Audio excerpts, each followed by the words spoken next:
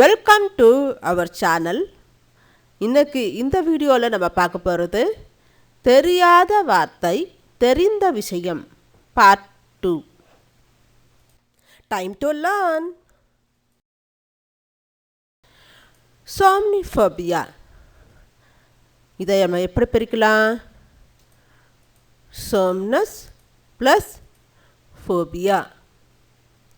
சோம்னஸ் என்பது Greek word ஹிப்னஸ் என்ற வேர்டில் இருந்து வந்தது. இதுக்கு மீனிங் என்னென்னா ஸ்லீப்.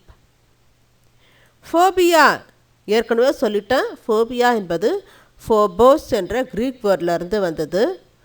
இதுக்கு ஃபியர் என்ற அர்த்தம். So somniphobia is fear of sleep. தூங்க பயப்படுதல். எனக்கு தூங்க பயம் இருக்குது என்றால் ஐ ஹாவ் சோம்னிஃபோபியா. ஃபிலோஃபோபியா, இதை எப்படி பிரிக்கலாம்? Philo plus phobia. ஃபிலோ என்ற வேர்டு ஃபிலோஸ் என்ற கிரீக் வேர்டில் இருந்து வந்தது. இதுக்கு மீனிங் லவ், டியர் என்று கூட சொல்லலாம்.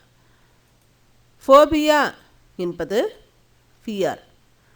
So philophobia is fear of love. காதல் பயம்.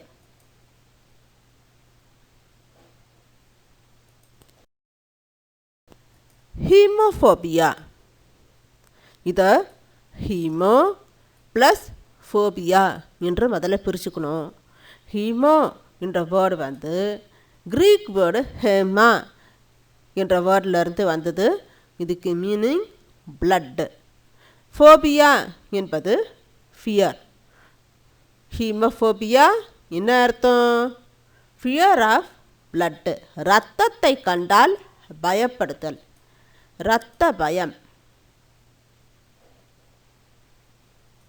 அடுத்தது பைரோஃபோபியா. இதை பைரோ ப்ளஸ் ஃபோபியா என்று பிரிச்சுக்கலாம். பைரோ என்ற வேர்டு ஃபயர் என்ற கிரீக் வேர்டில் இருந்து வந்தது. இதுக்கு மீனிங் ஃபயர். ஃபோபியா என்றால் ஃபியர். பைரோஃபோபியா என்ன அர்த்தம்?